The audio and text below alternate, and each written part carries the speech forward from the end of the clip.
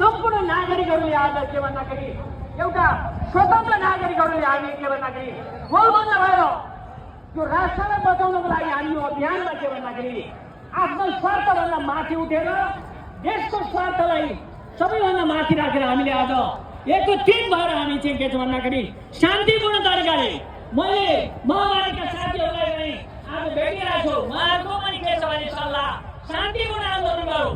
जनमत कसको पक्षमा छ, राजाको पक्षमा छ कि गणतन्त्रको पक्षमा छ, यो हेर्न बाँकी छ।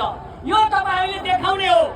आज हामीले के भन्दा गणतन्त्र अन्त्य भएको एउटा चाहिँ विशाल मास के भन्दा चारैतिर चारै नाकाबाट चाहिँ के भन्दा यो उपस्थितिले के देख्छ भन्दाखेरि गणतन्त्र वास्तवमै यो अब अन्त्य भइसकेको छ। यो नेताहरूले आफ्नो कुर्सी बचाउनको लागि कार्यकर्ताहरू उभ्याएर के भन्दाखेरि आफ्नो संरक्षण गरिरहेछ। हिजो गिरिजा प्रसाद कोइरालाले पनि